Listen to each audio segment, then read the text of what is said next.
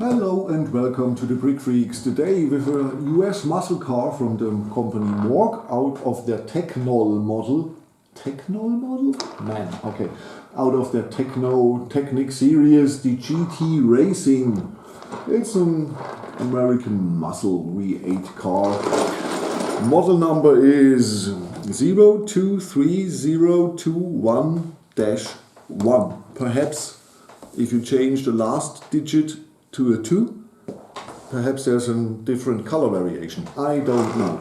Okay, around 1500 pieces, 1428. Here it is. This is the static version. You can easily make this power functions ready, or it is power functions ready. You need a battery box, obvious, and one servo and one L motor only. One L, because yeah, 1500 pieces, not so much weight, but perhaps one L motor is not fun. I believe it's drivable, but no fun. Okay, instructions.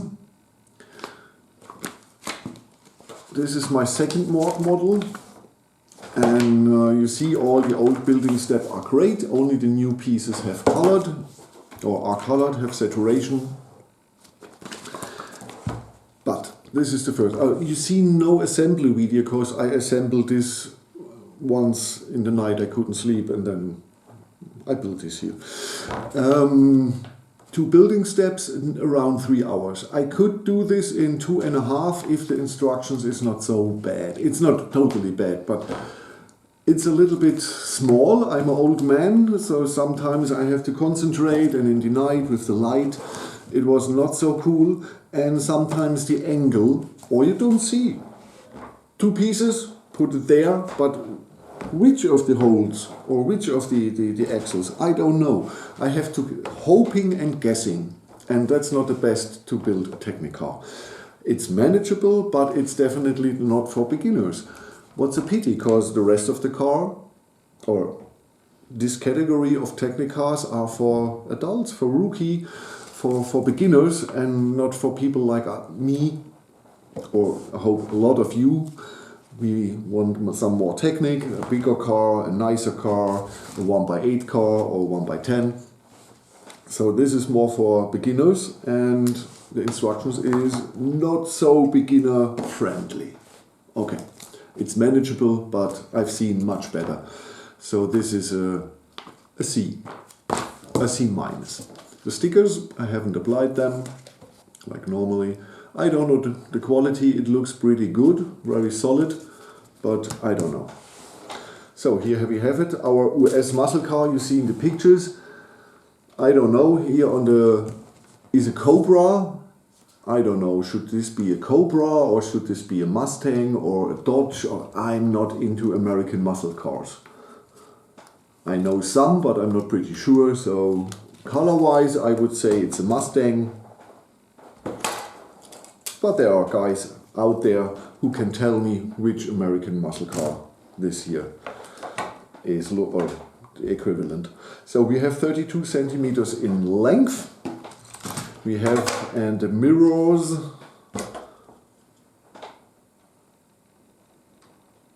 (18.5), and the tires, back tires, 16.5. 2.5 are the slicks, here wide.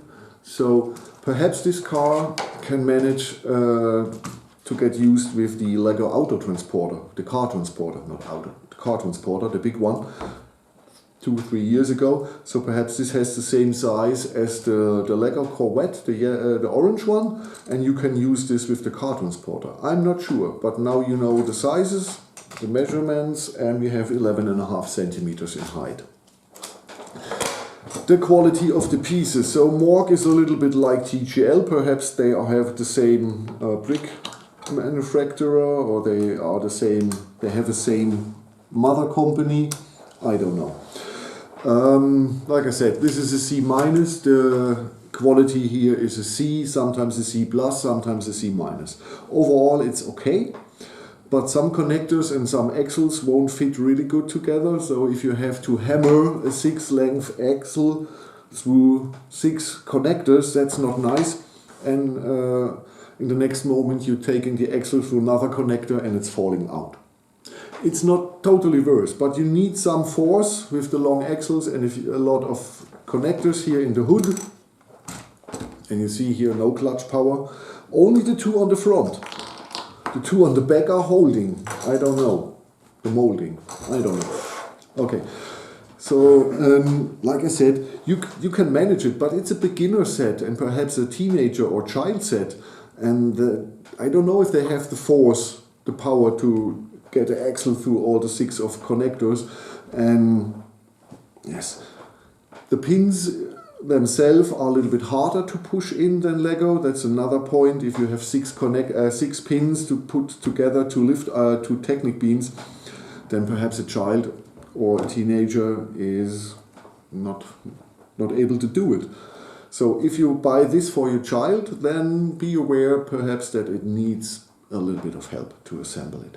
The assembly process itself, that's fun. It's a really good, well-designed car. It has not much function. It's a beginner car, but how it's put together, it's really entertaining. It's well made. It's well made, especially the front steering. One of the best I had ever built. This is really solid. So the fun is there. The fun is there. Functions, we have 2 really wobbly doors. They're not really close here. You can put them much. See it here, the gap. They got really too far. So, if you have these small connectors, the Technic pins with stud, if you bring them in here or there, so now the door is stable. You just need 2 more of the half connectors and then you can stabilize the door and it's not wobbly around like this here. Okay, just a pin. So that's easy fixable. We have an 8-cylinder. It's connected to the rear drive, so no problem. It's working. Oh, it worked. Now it disconnected it or what? No, it's still connected. So, but normally there are the cylinder heads should be yellow, but the yellow X stoppers, 2 of them were mismolded, so I used here dark bluish gray ones I had over in a box.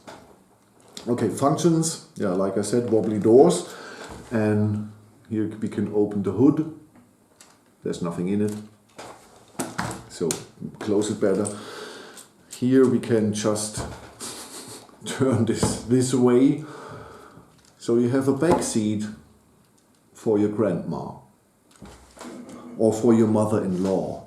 If you don't like your mother-in-law, perhaps this is a brilliant car for you. Okay, so nothing more to say. You see the missing clutch power on some parts. So overall, is this worth the money? It depends. It really depends.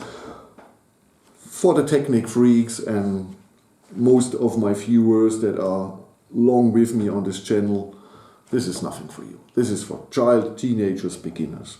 But for child, teenager, beginners, we don't have a hand of God steering. So if you want to steer, the good closed door, you really have to open the door and get here to the steering wheel. To drive or to play with a car like this here is not the best way to play with a car. So, yes, I don't know what to say. If you're collecting the 1x14s and you love them, then it's okay. It's looking decent and the assembly is fun, but I believe the quality of the instructions of the parts and the missing hand of God steering, we have obviously no suspension, makes it not the best set for the targeting group. The targeting group, in my opinion, like I said, teenagers, beginners, but we have the flaws with the instructions, the quality, and the hand of God steering. So it stays for me as a display set, And if you're collecting these 1x14s or you have the car transport, perhaps this is something for you. Okay, the tires are these are less radius tires, or the rubber, I don't know, in Germany are called Niederquerschnittsreifen. That's a nice word, oder? Niederquerschnittsreifen. Try it 10 times. If you get it done, I'll send you a set. Okay, nothing more to say. That is it. That is it. You get what you're seeing.